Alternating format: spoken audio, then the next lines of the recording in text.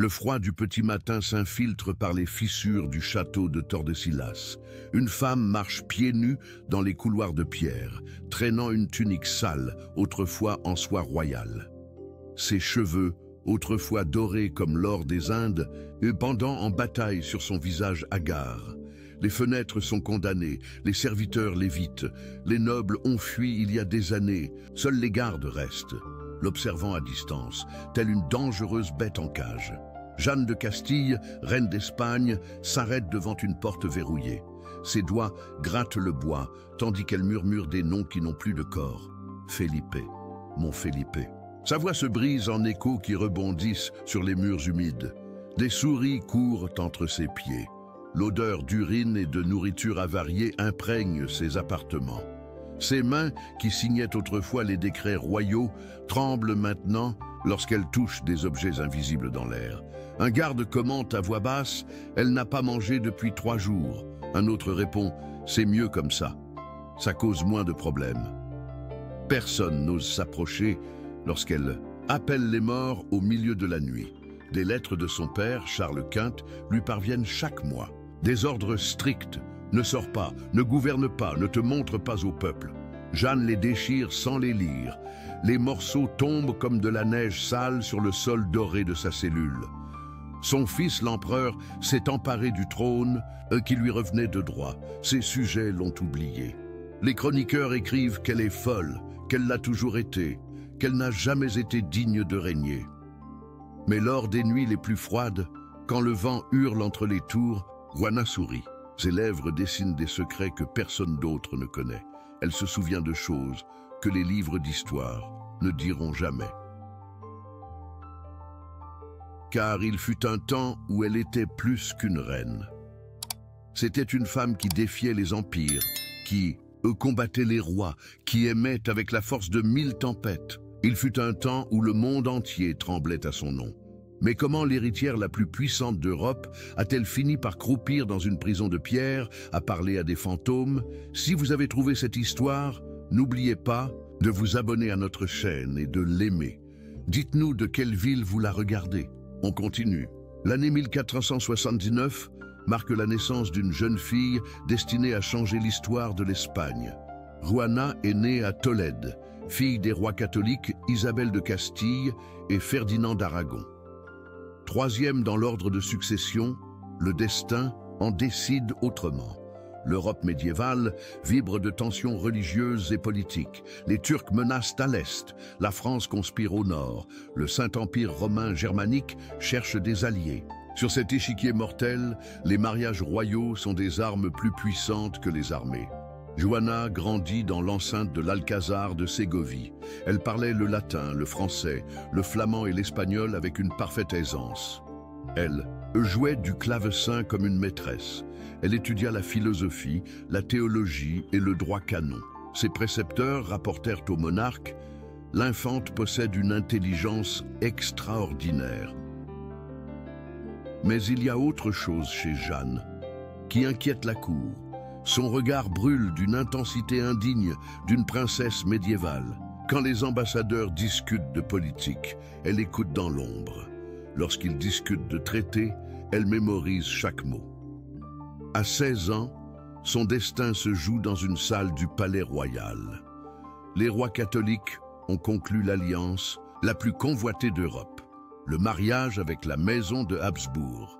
Jeanne épousera Philippe le Bel, archiduc d'Autriche et duc de Bourgogne. Le 20 octobre 1496, Jeanne embarqua pour les Flandres avec une flotte de 130 navires. Elle apportait avec elle, lors d'Amérique, la bénédiction papale et l'espoir de 2 couronnes. La Méditerranée s'ouvrait à elle, la voie du pouvoir absolu. Le mariage a lieu à Liège le 20 octobre 1496. Philippe le Bel est tout ce que son nom promet, grand, blond, avec des yeux bleus comme la mer du Nord. Jeanne le voit pour la première fois à l'autel et quelque chose se brise en elle. Ce n'est pas de l'amour, c'est de l'obsession pure. Cette même nuit, dans la chambre nuptiale, Juana réalise qu'elle a trouvé sa faiblesse et sa force. Philippe est beau, mais elle est intelligente. Il comprend les intrigues flamandes, mais elle maîtrise la stratégie espagnole. Ensemble, ils peuvent conquérir le monde. Le chroniqueur flamand écrit « L'archiduchesse espagnole a fait preuve d'une passion qui surprend toute la cour ». Ce qu'elle ignore, c'est que Jeanne vient de prendre la première décision qui définira son règne. Elle ne sera pas seulement une épouse, elle sera une reine. La nouvelle parvint en Espagne 6 mois plus tard. Le prince Jean, héritier du trône, était décédé. La princesse Isabelle, deuxième dans l'ordre de succession, mourut en couches. Soudain, Jeanne de Castille devint l'héritière des trônes les plus puissants du monde. Castille, Aragon, Naples, Sicile et Amérique. Le 26 novembre 1504, la reine Isabelle la catholique rendit son dernier soupir à Medina del Campo. À sa mort, Jeanne devint automatiquement reine de Castille. Mais le trône dont elle hérita fut empoisonné par l'ambition et la trahison. Ferdinand d'Aragon, son propre père, refuse de reconnaître pleinement son autorité. Il affirme qu'une femme ne peut gouverner seule, qu'elle a besoin d'une tutelle masculine, que la Castille exige une main ferme. Ces paroles cachent une vérité plus dure. Il ne veut pas perdre le pouvoir. Jeanne et Philippe débarquèrent à La Corogne en avril 1506. Ils étaient accompagnés d'armées flamandes et allemandes. Les troupes étrangères traversèrent les terres castillanes comme une invasion silencieuse. Les nobles étaient divisés. Certains soutenaient Ferdinand, d'autres les nouveaux rois. La première bataille ne se livre pas à l'épée mais à l'écrit. Ferdinand exige que Jeanne signe un accord de corrégence. Philippe rejette toute ingérence du roi d'Aragon. Jeanne se retrouve coincée entre son père qui l'a élevée et son mari qui la consume. Dans Renedo de Esgueva, père et fille se retrouvent à face. Ferdinand la regarde d'un air sévère. « Vas-tu livrer la Castille aux Flamands ?» Juana répond fermement « Je vais régner sur ce qui me revient de droit. » C'est la première fois qu'elle défie ouvertement son père. Mais la victoire politique a un prix personnel dévastateur. Philippe l'a trahi auprès de dames de la cour flamande. Ses infidélités sont publiques, humiliantes et calculées. Jeanne les découvre dans les jardins du palais. La scène reste gravée dans sa mémoire comme un fer rouge. Cette nuit-là, Jeanne prend une décision qui changera le reste de sa vie. Elle fait irruption dans les appartements de Philippe, poignard à la main, non pas pour le tuer, mais pour couper les cheveux de son amant. La violence éclate pour la première fois. Des cris réveillent toute la cour. Les ambassadeurs écrivent « À leur monarque, la reine de Castille a montré des signes d'instabilité. » Ce qu'ils ne comprennent pas, c'est que Juana vient de démontrer sa volonté de se battre pour ce qu'elle considère comme sien, même si elle doit le faire de ses propres mains. Philippe intensifie le jeu. Il convainc les nobles castillans que Juana est folle, que ses accès de jalousie sont des symptômes de démence, qu'il doit régner seul en tant que régent d'une reine frappée d'incapacité. La stratégie est parfaite, utiliser son amour contre elle. Les nobles de Castille se réunissent à Salamanque. Ils signent un document reconnaissant Philippe comme seul souverain effectif. Jeanne conserve son titre, mais perd son pouvoir royal. C'est la première fois dans l'histoire qu'une reine est déclarée inapte à l'amour. L'humiliation politique se mêle à l'humiliation personnelle. Felipe la confine dans ses appartements. Il lui interdit de participer au conseil du gouvernement. Il lui retire la garde de ses enfants. Juana découvre que le mariage qu'elle pensait lui donner le pouvoir est devenu une prison dorée. Mais en septembre 1506, le destin joua sa carte la plus cruelle. Philippe tomba malade après une partie de pelote basque à Burgos. La fièvre le consuma en quelques jours. Le 25 septembre, l'homme qui l'aimait et l'avait trahi mourut dans ses bras. Juana contemple le corps de son mari et prend la décision qui fera d'elle une légende. Elle refuse qu'il soit enterré. Elle refuse son départ. Si Felipe l'a trahi, de son vivant, il lui appartiendra entièrement dans la mort. La guerre qui a commencé pour le trône de Castille vient de se transformer en quelque chose de beaucoup plus dangereux, une bataille entre la raison et l'obsession, où Juana ne sait plus laquelle des deux va gagner. Le cercueil de Philippe le Beau repose au monastère de la Cartuja de Miraflores. Juana ordonne qu'il soit ouvert chaque soir. À la lueur des bougies, elle embrasse les lèvres froides de son époux défunt. Les moines prient en silence, terrifiés par le spectacle auquel ils assistent. La reine de Castille règne depuis sa tombe. Elle signe les décrets d'une main tout en caressant le corps de l'autre. Les conseillers doivent s'agenouiller devant le cercueil avant de présenter leur rapport. Juana a fait de la mort une cérémonie d'État. Les grands seigneurs se révoltent ouvertement. Le duc d'Albe écrit au roi Ferdinand. La reine a complètement perdu la raison. Elle parle au mort comme s'il était vivant. Les ambassadeurs étrangers rapportent des scènes qui défient toute logique chrétienne et politique. Juana décide de transporter le corps de Philippe à Grenade, où ils reposeront ensemble pour l'éternité. Le cortège funèbre devient un cauchemar médiéval. 300 hommes portent le cercueil sur les routes de Castille, tandis que la reine chevauche à ses côtés, vêtue d'un deuil strict. Chaque nuit, dans les auberges qui jalonnent le chemin, Jeanne ordonne l'ouverture du cercueil. Elle examine le corps en décomposition, à la recherche de signes de vie qui ne reviendront jamais. Les soldats désertent, les nobles l'abandonnent, seuls les plus désespérés et les plus ambitieux restent. Ferdinand d'Aragon observe de loin. Sa fille est détruite, mais son royaume se renforce. Tandis que Juana erre en Castille avec un cadavre, il reprend peu à peu le contrôle politique. La folie de sa fille devient son opportunité. À Torquemada, le cortège s'arrête. Juana découvre que des religieuses ont préparé des logements pour sa suite.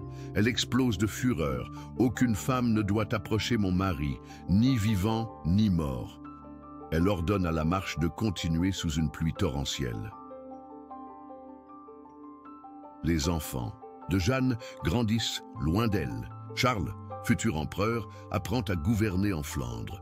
Catherine vit chez ses grands-parents qui la considèrent comme une orpheline dont la mère est encore en vie. Ferdinand reste en Espagne, mais sous la tutelle de son grand-père. Jeanne a perdu ses enfants parce qu'elle s'est accrochée à un homme mort. L'Église rend son verdict. L'archevêque de Tolède déclare que les actions de la reine offensent Dieu et scandalisent les fidèles. Il la menace d'excommunication si elle continue à profaner le repos des morts. Juana répond « Philippe est mon époux devant Dieu. Personne ne peut nous séparer. » En avril 1507, la réalité s'impose brutalement. Le cercueil est devenu intransportable. La dépouille de Philippe dégage une puanteur qui donne le vertige aux chevaux. Les soldats refusent d'approcher. Jeanne doit affronter ce qu'elle nie depuis des mois. Son mari est en train de pourrir.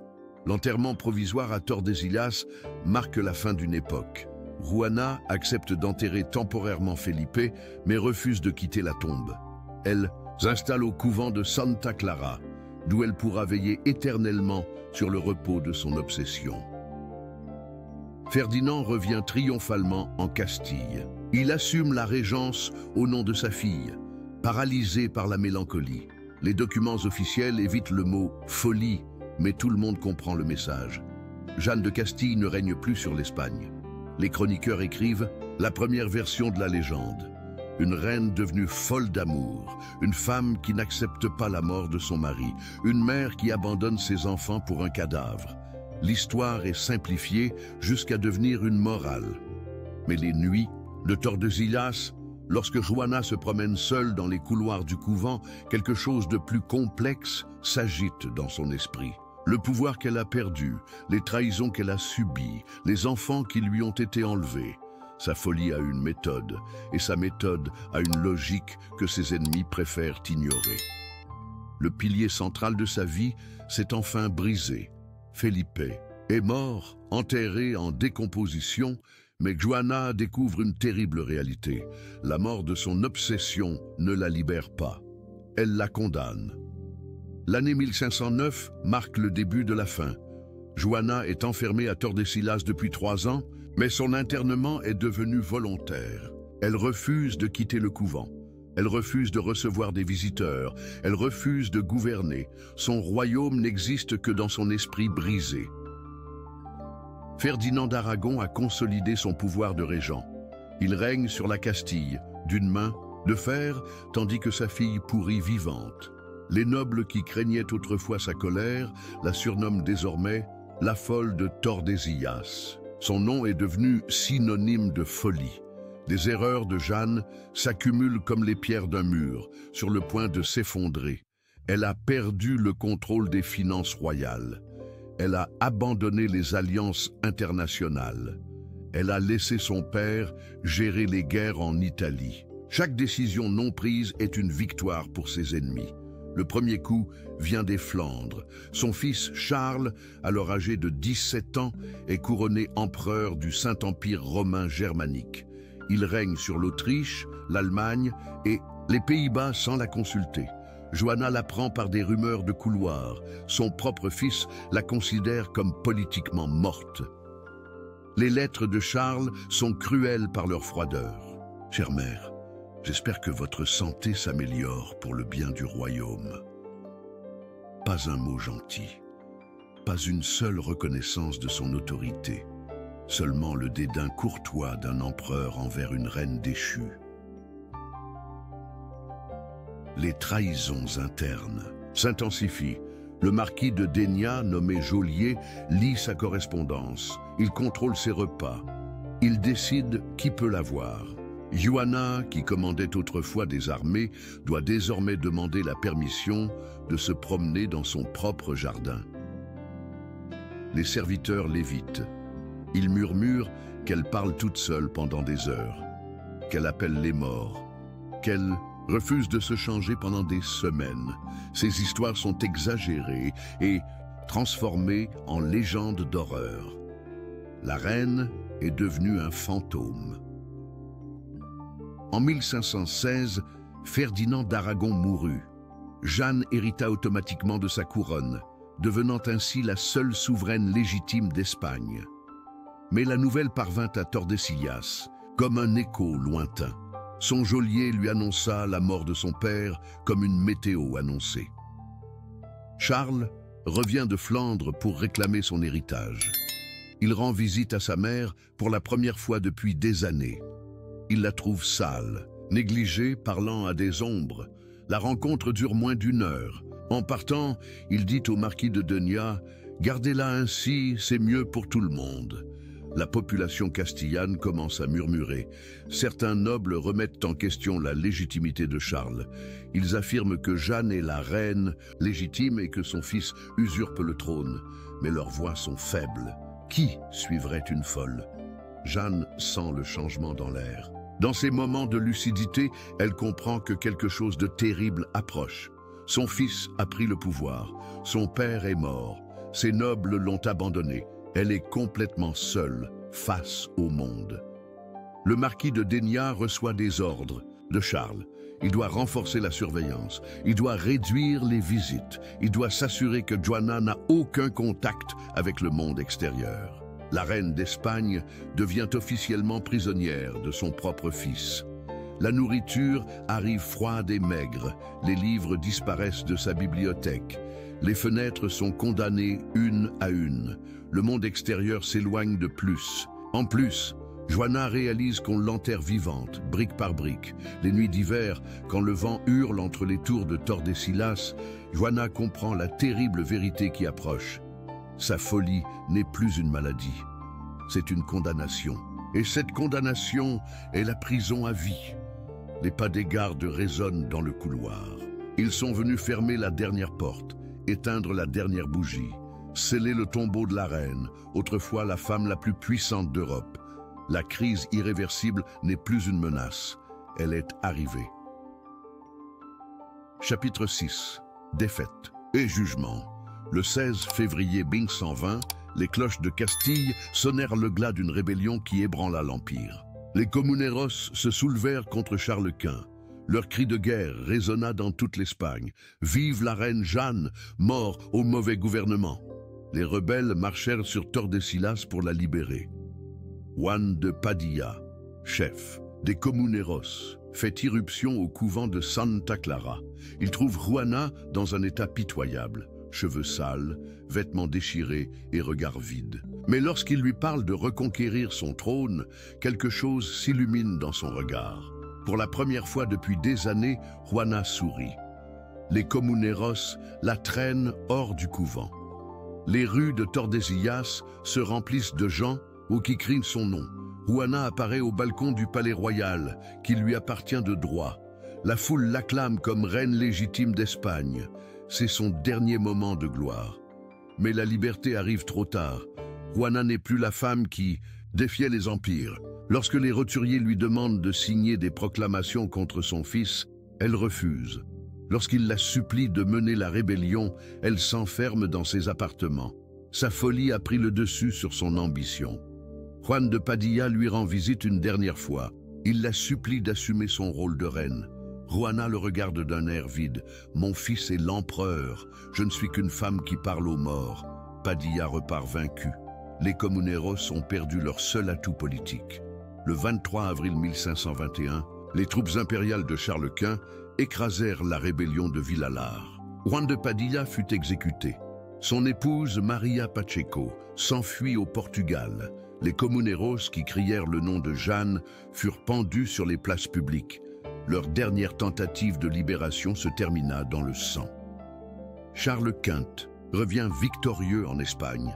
Sa première étape est Tordesillas. L'empereur et sa mère se rencontrent dans la salle du couvent. Lui, en armure dorée. Elle, en haillons. La conversation dure 2 heures. Personne ne sait ce qu'ils se disent, mais lorsque Charles s'en va, Jeanne n'est plus seulement une folle, c'est une traîtresse. Les accusations sont officialisées pour la première fois. Les conseillers de Charles rédigent un document secret qui ne sera jamais rendu public. Jeanne est coupable de complicité avec des rebelles, de trahison contre la couronne et d'incapacité mentale manifeste. La peine est la réclusion à perpétuité sans possibilité d'appel. Ceux qui l'avaient saluée comme une sauveuse la maudissent désormais, la considérant comme un faux espoir. Les chroniqueurs écrivent que les roturiers furent trompés par une folle, qu'elle ne pourrait jamais rien diriger, que son soutien à la rébellion était le fruit de sa folie. L'histoire est réécrite pour justifier sa défaite. L'Église ajoute son propre verdict. Le confesseur de Jeanne rapporte qu'elle persiste dans des péchés contre nature et rejette les sacrements. Elle est accusée d'hérésie pour son obsession pour le défunt Philippe. Sa folie se transforme en damnation spirituelle. Le marquis de Dénia reçoit de nouveaux ordres. Juana doit être complètement isolée. Plus de visites, plus de lettres, plus de nouvelles de l'extérieur.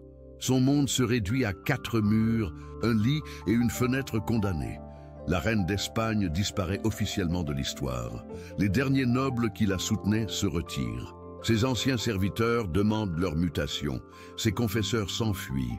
Jeanne se retrouve complètement seule, entourée seulement de geôliers qui la surveillent comme une bête dangereuse. Sa cour est devenue une prison.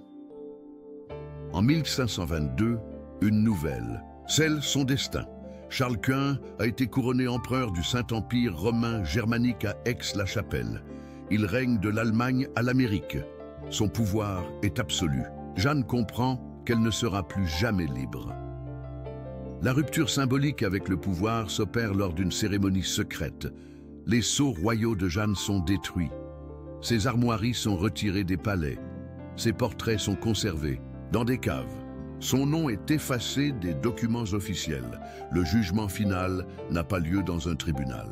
Il est rendu dans le silence de Tordesillas, où une femme, autrefois reine de 2 mondes, attend la mort comme seule libération possible. La sentence est inscrite sur les pierres du couvent qui l'enferme. La prison à vie pour le crime d'avoir trop aimé et d'être née femme dans un monde d'hommes. Le 12 avril 1565, après 46 ans de captivité, Jeanne de Castille rendit son dernier soupir au couvent de Santa Clara. Elle avait 75 ans. Elle avait passé plus de temps en prison qu'en femme libre. Elle mourut, comme elle avait vécu ces dernières décennies, complètement seule.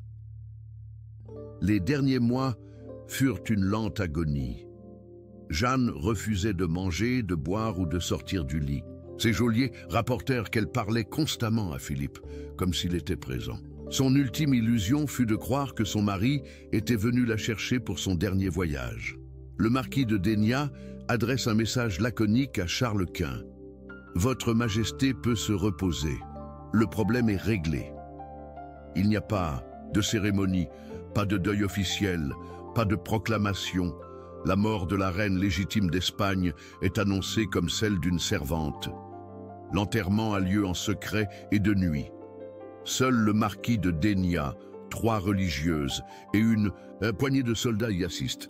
Juana est enterrée aux côtés de Felipe dans la chapelle royale de Grenade, comme elle l'avait rêvé un demi-siècle plus tôt. Dans la mort, elle réalise enfin ce que la vie lui a refusé, vivre avec son obsession de l'éternité.